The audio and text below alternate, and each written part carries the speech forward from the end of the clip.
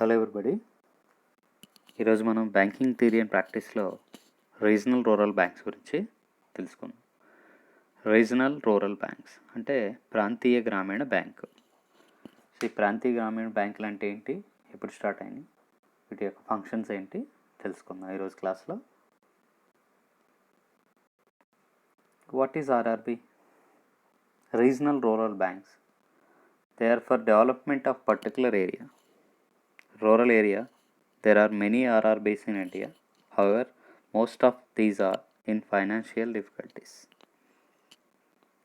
Regional rural banks. RRB అంటే ఏంటి? Regional rural banks. ప్రాంతీయ గ్రామీణ bank. They are for develop a particular area. Particular rural ఏరియాని develop చేయడానికి ఏర్పాటు చేసినటువంటి banks regional rural banks. Most these are financial difficulties.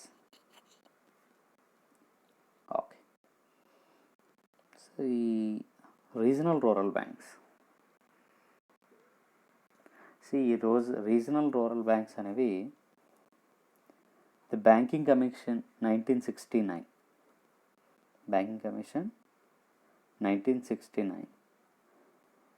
under the chairmanship of R.G. Saria recommended the setting of rural banks. The commission believed that there should be at least 50,000 rural branches are covered entire country. The commercial banks will not be positioned to start so many branches in the near developed. Okay, so ముందు regional rural bank అంటే ఏంటి చూద్దాం, తర్వాత దీని గురించి మనం explain చేస్తాం. So ప్రాంతీయ గ్రామీణ బ్యాంకులు, అసలు ఈ ప్రాంతీయ గ్రామీణ బ్యాంకుల యొక్క ఆవశ్యకత ఏంటి, వీటి యొక్క ఆవిర్భావానికి అవసరమైనటువంటి పరిస్థితులే. సో భారతదేశంలో భారతదేశం యొక్క ఆర్థిక ప్రగతి గ్రామ ప్రాంతాల అభివృద్ధి మీద ఆధారపడి ఉంటుంది. గ్రామ ప్రాంతాల మీద అభివృద్ధి మీద ఈ భారతదేశం యొక్క ఆర్థిక ప్రగతి అనేది ఆధారపడి ఉంటుంది. గ్రామ ప్రాంతాల్లోని ప్రజలు ముఖ్యంగా వ్యవసాయం, చేతి వృత్తులు మొదలైనటువంటి వాటి మీద ఆధారపడి జీవనాన్ని సాగిస్తారు. సో దేశం ఆర్థికంగా ముందంజ చేయాలంటే ఈ గ్రామ ప్రాంతాల అభివృద్ధి తప్పనిసరిగా జరగాలి. అయితే స్వాతంత్రం సాధించే కాలం దగ్గర నుంచి స్వాతంత్రం వచ్చే వరకు ఈ ప్రాంతాల ప్రజల యొక్క అవసరాల మీద ఎక్కువగా దృష్టిని సారించలేదు. స్వాతంత్రం వచ్చిన తర్వాత ప్రణాళికాబద్ధమైనటువంటి కృషిని చేపట్టి వ్యవసాయం, దానికి సంబంధించినటువంటి రంగాలు కూడా ప్రాధాన్యత ఇవ్వడం అనేది మొదలైంది. ముఖ్యంగా గ్రామాల్లోని వ్యవసాయదారుల మరియు వృత్తి పనివారుల అవసరాల కోసం, వ్యవసాయదారులకి అలాగే చేతి వృత్తి పనుల యొక్క అవసరాల నిమిత్తం ఏర్పాటు చేసినటువంటి బ్యాంక్స్. అదేవిధంగా బ్యాంకుల జాతీకరణ తర్వాత వాణిజ్య బ్యాంకులు ప్రత్యేకంగా ఈ యొక్క గ్రామీణాభివృద్ధి కృషి చేయడం అనేది జరిగింది. ఆ కృషిలో భాగంగానే వ్యవసాయం, దానికి సంబంధించినటువంటి రంగాలు ప్రాధాన్యత రంగాలుగా గుర్తించారు. అయితే వాణిజ్య బ్యాంకులు ఈ విధంగా అన్ని రంగాలతో పాటు వ్యవసాయ రంగానికి కూడా తన రుణాలను అందించేటువంటి దానికి బదులుగా ఈ యొక్క వ్యవసాయదారుల కోసం ప్రత్యేకంగా ఏదైనా సంస్థను స్థాపించాల్సినటువంటి ఆవశ్యకత గురించి అప్పటి ప్రభుత్వం ఆలోచించింది. సో మీకు అర్థమైంది కదా, వాణిజ్య బ్యాంకులు ప్రత్యేకంగా గ్రామీణాభివృద్ధి కృషి చేయలేమని అనుకోవడం జరిగింది. అంటే ఈ కమర్షియల్ బ్యాంక్స్ ప్రత్యేకంగా రూరల్ ఏరియాను డెవలప్ చేయలేమని చెప్పి అనిపించి వ్యవసాయం, దానికి సంబంధించినటువంటి రంగాలు ప్రాధాన్యత రంగాలుగా గుర్తించి వాటికి, అంటే వ్యవసాయంతో పాటు మిగిలిన రంగాలు కూడా రుణాలను అందించడానికి ప్రత్యేకంగా ఏదైనటువంటి సంస్థను ఏర్పాటు చేయాలని చెప్పి ప్రభుత్వం ఆలోచించింది. సో అప్పుడు దీనికి ఒక కమిటీ వేయడం జరిగింది. అది నరసింహం కమిటీ అంటాం మనం. దాని గురించి కూడా తెలుసుకుందాం. Regional rural banks, they were setup on the recommendation of Narasimham committee in 1975. The objectives was provide to credit and other facility to small and marginal farmers, agriculture labor and artisans. RRB are working in all states except Goa and Sikkim. They are governed by the Regional Rural Bank Act 1976. 50% of capital is provided by central government, 15% by the state government, 35% by sponsoring public sector bank. So ఈ features of RRB చూద్దాం. ముందుగా అసలు ఈ committee ఏంటి, Narasimham committee ఏంటో చూద్దాం. So Narasimham committee ఈ విధంగా ఒక ప్రత్యేకమైనటువంటి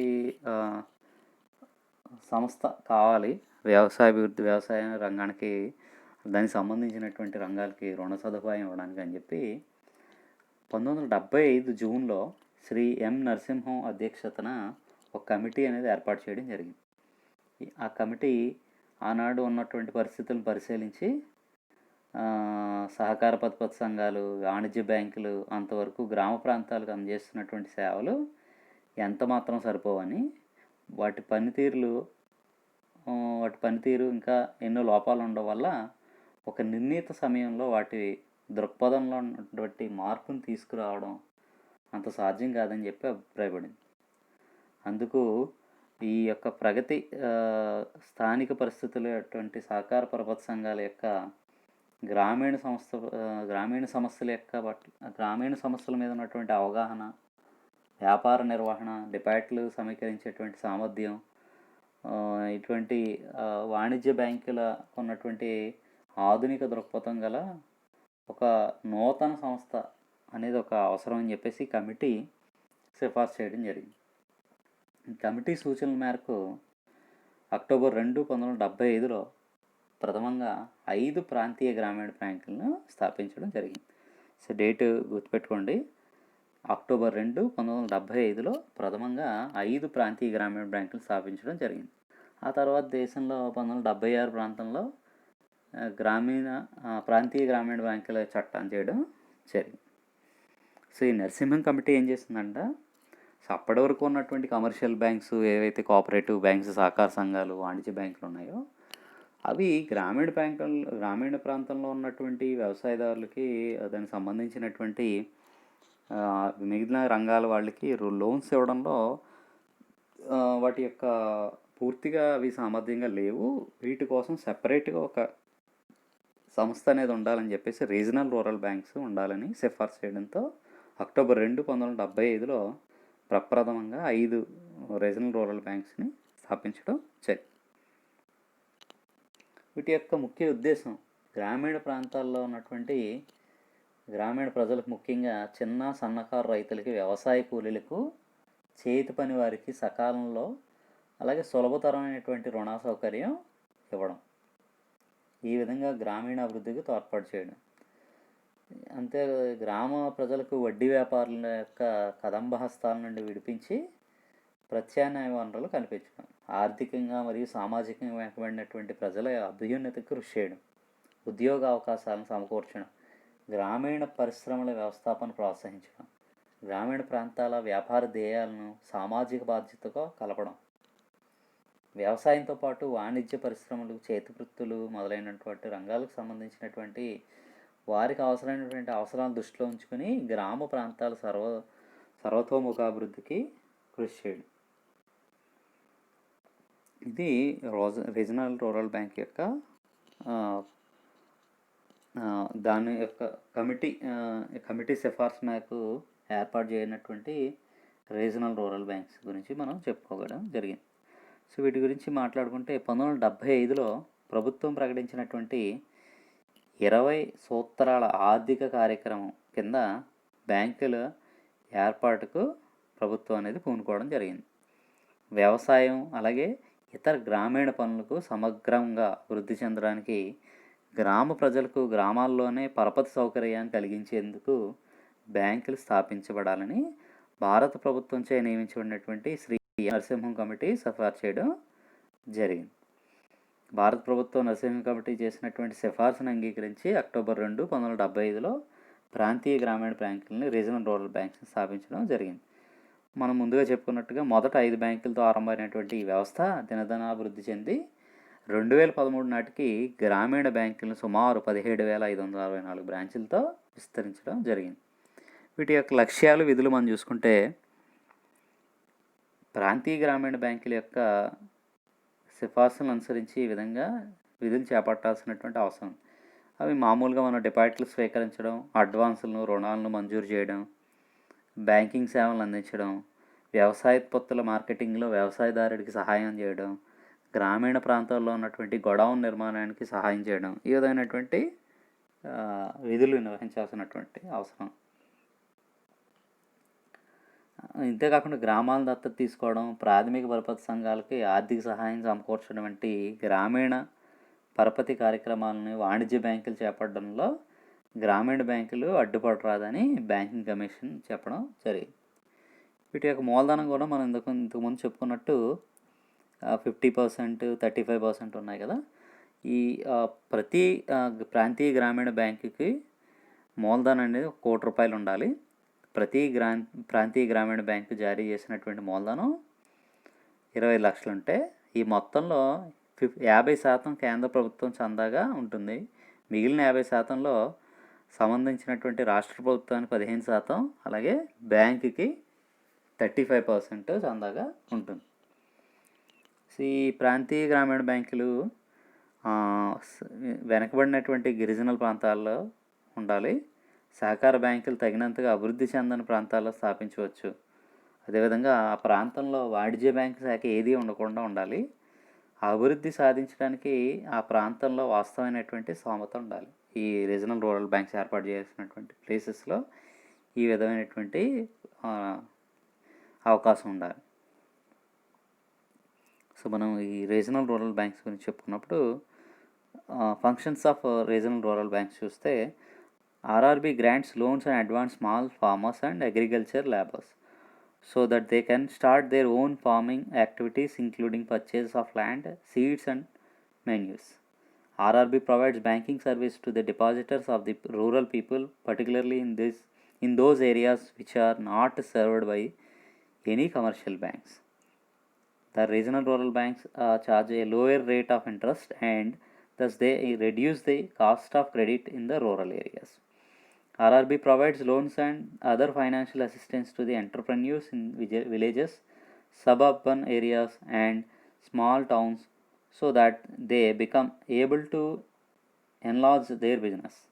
Loans to assistance to encourage them for production of articles and related foods. Encourage the saving habit among the rural and semi-urban population. So ఈ ఫంక్షన్స్ చూస్తే కనుక రీజనల్ రూరల్ బ్యాంక్ యొక్క functions, RRB grants loans and advances small farmers and agriculture laborers to the regional rural bank ప్రాంతీయ గ్రామీణ బ్యాంకులు వ్యవసాయదారులకి, అలాగే వ్యవసాయదారులకి అవి చిన్న చిన్న యొక్క ఫార్మింగ్ యాక్టివిటీస్ చేయడానికి అవసరమైనటువంటి ల్యాండ్ కొనుక్కోవడానికి, సీడ్స్ కొనుక్కోవడానికి ఇవి అవసరమైనటువంటి ఫైనాన్స్ సపోర్ట్ ఇవ్వడం జరుగుతుంది. ఈ యొక్క RRB provides banking service to doorstep of the rural people, particularly in those areas which are not served by any commercial banks. ఎలాంటి కమర్షియల్ బ్యాంక్స్, వాణిజ్య బ్యాంకులు లేనటువంటి ప్లేసెస్లో ఈ రీజనల్ రూరల్ బ్యాంక్స్ అనేవి వాటి యొక్క సేవల్ని అందించడం జరుగుతుంది. The RRB charges a lower rate of interest and thus reduce the cost of credit in rural areas. తక్కువ వడ్డీని వసూలు చేయడం ద్వారా ఈ రీజనల్ రూరల్ బ్యాంక్స్ ఈ రూరల్ ఏరియాలో కాస్ట్ ఆఫ్ క్రెడిట్ని, అలాగే బ్యాంకింగ్ ఈ ఫైనాన్షియల్ అసిస్టెన్స్ని అందించడం జరుగుతుంది. RRB provides loans and other financial assistance to entrepreneurs, villages, semi urban areas, small towns. అంటే ఈ రీజనల్ రూరల్ బ్యాంక్స్, ప్రాంతీయ గ్రామీణ బ్యాంకులు చిన్న చిన్న పట్టణాలు అలాగే గ్రామాల్లో ఉన్నటువంటి చిన్న ఎంటర్ప్రెన్యూర్స్, ఎవరైతే వ్యవస్థాపకులు ఉంటారో, చిన్న చిన్న వ్యాపార సంస్థలు నిర్వహిస్తున్నారు, స్థాపించి వాటి నిర్వహణ చేస్తున్నటువంటి వాళ్ళకి ఫైనాన్షియల్ అసిస్టెన్స్, ఆర్థిక సహకారాలు అందిస్తూ ఉంటుంది. గ్రామీణ అలాగే చిన్న చిన్న పట్టణాల్లో ఉన్నటువంటి వాళ్ళకి అందిస్తూ ఉంటుంది. Loan assistance artisans to encourage them production of artisan related food related వాళ్ళకి ఈ ఫైనాన్షియల్ అసిస్టెన్స్ లోన్స్ ఇవ్వడం అనేది చేస్తూ ఉంటుంది. ఎంకరేజ్ ద సేవింగ్ హ్యాబిట్, గ్రామాల్లో ఉన్నటువంటి సెమీ అర్బన్ ఏరియాలో ఉన్నటువంటి పీపుల్ అందరికీ పొదుపు చేయాలన్నటువంటి పొదుపుని ప్రోత్సహించేందుకు దిశగా ఈ రీజనల్ రూరల్ బ్యాంక్స్ ప్రయత్నం చేస్తూ ఉంటాయి. ఈ రీజనల్ రూరల్ బ్యాంక్స్ యొక్క ఫీచర్స్ మనం చూసాం. The area of regional rural bank is limited only A reason compression some district and state. These banks grant loan only to the rural agriculture sectors and small artisans. The lending rates would be somewhat lower than the commercial banks. These are intended to eliminate money lenders. These banks are to supplement that efforts of cooperative banks. So మనం ఈ regional banks యొక్క regional rural banks ప్రాంతీయ గ్రామీణ bank యొక్క features కూడా మనం చూసాం. So ఈ ప్రాంతీయ గ్రామీణ బ్యాంకుల యొక్క లక్షణాలు చూస్తే కనుక ఈ బ్యాంకులు చిన్న తరహా అలాగే సన్నకారు రైతులకు మరియు వ్యవసాయ కూలీలకు గ్రామీణ చేతి పని వారికి చిన్న తరహా వ్యవస్థాపకులు రుణాలు అలాగే అడ్వాన్సులు ఇవ్వడం జరుగుతుంది. వీటి పరిధి ఒక నిర్దిష్టమైనటువంటి ప్రాంతానికి సంబంధించి ఉంటుంది. ఈ బ్యాంకులు మిగిలిన సంస్థల కంటే రుణాలపై తక్కువ వడ్డీని విధిస్తాయి. డిపాజిట్లపై ఎక్కువ 0.5% వడ్డీని చెల్లించడంతో పాటు వీటి ఉద్యోగుల వేతనాలు వాణిజ్య బ్యాంకుల ఉద్యోగుల వేతనాల కంటే తక్కువగా ఉంటాయి. రాష్ట్ర ప్రభుత్వ ఉద్యోగుల వేతనాలతో సమానంగా ఉండొచ్చు. ఇవి రిజర్వ్ బ్యాంక్ నుండి సహాయం తీసుకుంటాయి. సో ఇవి మనం ఈ యొక్క రీజనల్ రూరల్ బ్యాంక్ యొక్క ఫీచర్స్ లక్షణాలు చెప్పుకోవచ్చు. ప్రాంతీయ గ్రామీణ బ్యాంకులు అలాగే వాణిజ్య బ్యాంకుల మధ్య ఉన్నటువంటి వ్యత్యాసాలు కూడా మనం చూస్తే కనుక ఈ ప్రాంతీయ గ్రామీణ బ్యాంకులు అనేది ఈ ఆదాయ పన్ను చట్టం 1961కి సంబంధించినంత వరకు ప్రాంతీయ గ్రామీణ బ్యాంక్ సహకార సంఘంగానే గుర్తించబడుతుంది. వాణిజ్య బ్యాంకులు బ్యాంకింగ్ కంపెనీలుగా గుర్తించబడతాయి. సో అలాగే గ్రామీణ బ్యాంకుల కార్యకలాపాలు ఒక నిర్దిష్టమైనటువంటి ఆర్ఆర్బి రీజనల్ రూరల్ బ్యాంక్స్ అనేవి ఒక పర్టికులర్గా ఏరియాకే పరిమితమై ఉంటాయి. వాణిజ్య బ్యాంకులు అనేవి అన్ని ప్రాంతాలకు విస్తరించి ఉన్నాయి. గ్రామీణ బ్యాంకులు కేవలం చిన్నకారు రైతులు, వ్యవసాయ కూలీలకి, చేతి వృత్తుల వారికి అలాగే వర్తకులు వంటి వారికి మాత్రమే రుణ సహాయం అందిస్తుంటాయి. వాణిజ్య బ్యాంకులు వర్తకులు, పారిశ్రామిక వర్గాలకి అలాగే పరపతి అందించడం చేస్తూ ఉంటుంది. గ్రామీణ బ్యాంకులకు సంబంధించినటువంటి రాష్ట్రాల్లో సహకార బ్యాంకులు విధించేటువంటి వడ్డీ రేటును అనుసరిస్తూ ఉంటాయి. వాణిజ్య బ్యాంకుల వడ్డీ రేట్లు, ఇతర బ్యాంకుల వడ్డీ రేట్లు రిజర్వ్ బ్యాంకుల నిబంధనలను అనుసరించి ఈ వడ్డీ రేట్లు ఉంటాయి. గ్రామీణ బ్యాంకులు వాణిజ్య బ్యాంకుల కన్నా 0.5 ఎక్కువ వడ్డీని డిపాజిట్ల మీద చెల్లించడం చేస్తాయి. ఈ గ్రామీణ బ్యాంకుల యొక్క శాఖల సంఖ్య 100 దాటినప్పుడు రిజర్వ్ బ్యాంక్ అనుమతి పొందాల్సి ఉంటుంది. ఇది వాణిజ్య బ్యాంకులకు అవసరం లేదు.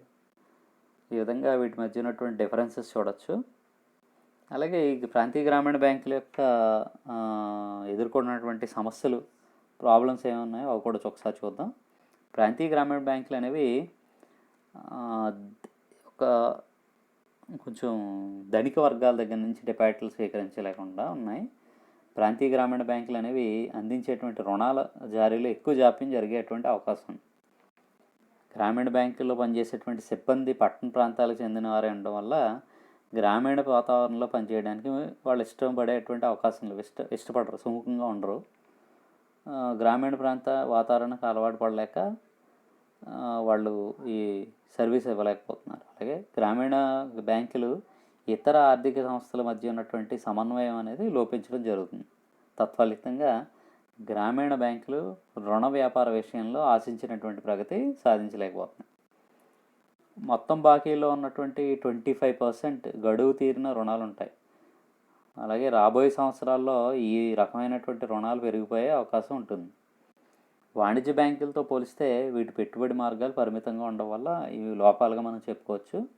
వాణిజ్య బ్యాంకులతో పోలిస్తే వేతనాలు కూడా తక్కువగా ఉంటాయి. దానివల్ల ఏమవుతుంది, సమర్థమైనటువంటి ఉద్యోగులు ఉండరు. డిపాజిట్లపై పెంచిన వడ్డీ రేట్లు సొంత నిధుల నుండే ఇవ్వాలి. ఇవి కూడా ఈ ప్రాంతీయ గ్రామీణ బ్యాంకుల యొక్క లోపాలుగా మనం చెప్పుకోవచ్చు.